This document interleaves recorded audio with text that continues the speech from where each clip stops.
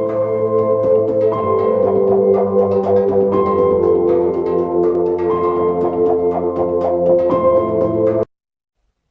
all, Rob here. Don't forget to subscribe, hit the notification bell so you know when future videos are out. And the topic of this video might be a tough one to listen to, but I think it must be said if you saw the headline to this video. And it is that Jim Lee must be held accountable for the failure that is DC Comics the past 5 to 10 years. And the thing is, separating it from the artist to being the chief creative officer, or whatever title he has now at DC in terms of management. As an artist, he's been one of my favorite artists since the 1990s. Most people know him from his X-Men run, but I started with the Punisher run that gained my attention. So I've been a fan of his work since the early days he was working at Marvel, from the Punisher to the X-Men to when he did Batman Hush. He is one of the best artists and one of the most influential since the 1990s that inspired a lot of copycats. And so as an artist, I really admire him as one of the best of that generation. But at the same time, just because you like someone and you think he's a cool guy and you like his art, it doesn't mean you get a free pass from accountability. And it should not mean just because you like someone that they get a free pass and are not held accountable. And the truth is, even though he was not the top leader at the DC Comics, he was one of the top. He was in that upper level of control of the books, of the direction of the company, let's say.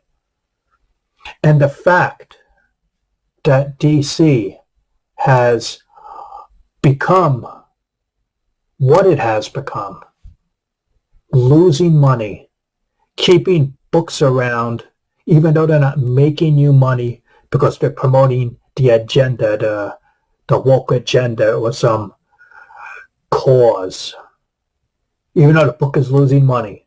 And he either allowed, promoted, or stood by as all of this culture infected the industry and took over DC Comics and made DC Comics what it has become, which has had fans leave, which has had long-time readers leave, which has brought little interest, which has brought sales low. People are not liking the direction that DC Comics has been going in easily the past 5 to 10 years, if not longer. And guess who's one of the top guys? It's Jim Lee. And even if it was not for the woke stuff, even if it was not for that, just look at the financials. Look at them losing money. Look at them since we don't know the true financials, but it is definitely speculated. And when you look at the top 100 and the top 50, how many books are DC, it has been losing money. It's a failure of management. It's a failure at the top. How could Jim Lee get a free pass for what DC is now in terms of their publishing? And in my opinion, he can't. He has to be held accountable. And with David Zaslav, surprisingly, actually, from what I hear, looking at the comics, you think a guy like him wouldn't look at the comic side of publishing.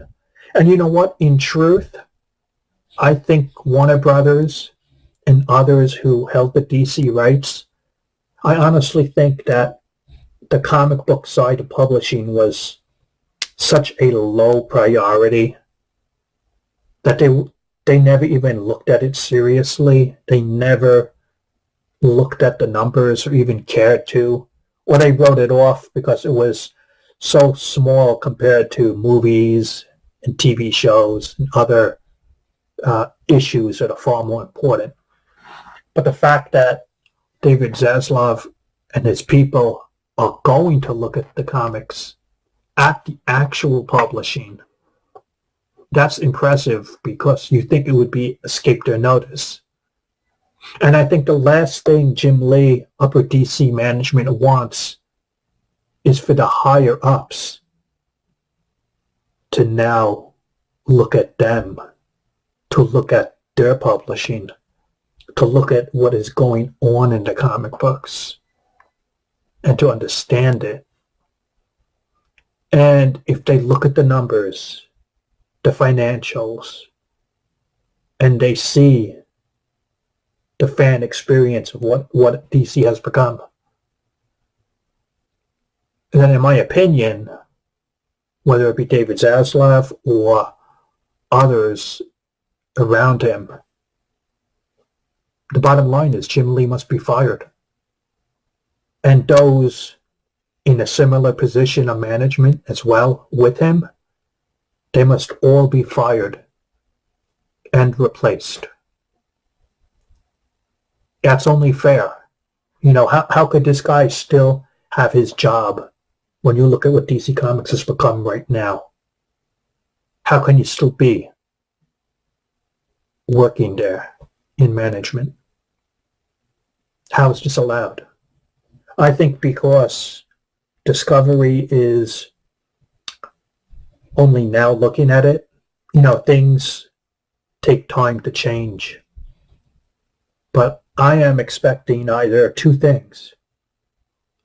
Either he steps down, and if you see a report, oh, he retired or he's moving on or whatever, make no mistake, it's because Discovery is putting an ultimatum, probably saying behind the scenes, you either step down and make it look good, or we fire you, which then makes it look bad for you. So either two things are going to happen. If he conveniently says he's retiring or stepping away from DC, make no doubt about it, it's not something he wants to do. It's something those in charge said you're going to do, or we will fire you. And the second thing is he should still be hired as an artist for DC. So you know what? If you still want to be an artist, go right ahead. But you can't be in the management role anymore. That's just not going to happen. And then that frees him to return to Marvel, which is what I think fans really would want to see as well. Let's be honest. You know, at the same time, when you look at his history, he was, I think, the first Image partner who, when it came to Wildstorm, he sold his properties to DC Comics. You know, it was like, why did he sell it to DC?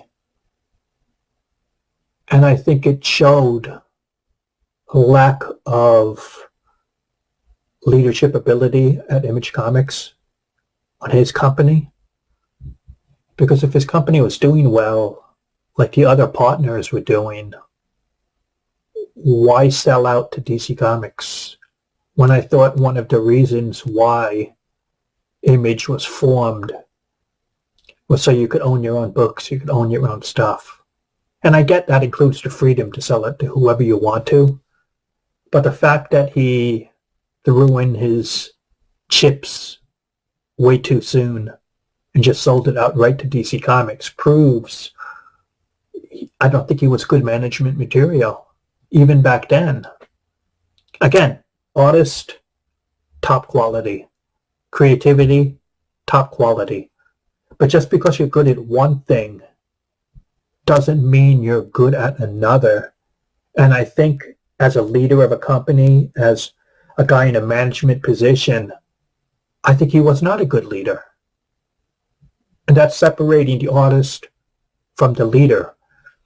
And I don't think he was a good executive. I don't think he was good in management, because it's like I said, two things. He either promoted it and it's an agenda he agreed with, or number two, he didn't agree with it, but he let it happen and he stood by and decided. Either way, you're guilty. Either way, you are responsible for not protecting the DC comic characters and the brand. You're supposed to make it better and not worse as a leader. And his time there, he made things worse. As you see at the start of my video, high respect, one of my top favorite creators, but at the same time, that doesn't free you from being held accountable. And being accountable for what DC has become, I think it's Discovery and their management has got to fire him, everyone at his position in upper management, and they all have to be replaced if we have a hope of improving DC Comics. Because if you keep him in charge, things are going to stay the same or still get worse. You got to get new people, some fresh perspective, and take it in a new direction. So that's the review. Thanks for watching. Stay safe, my friends, and I'll talk to you later.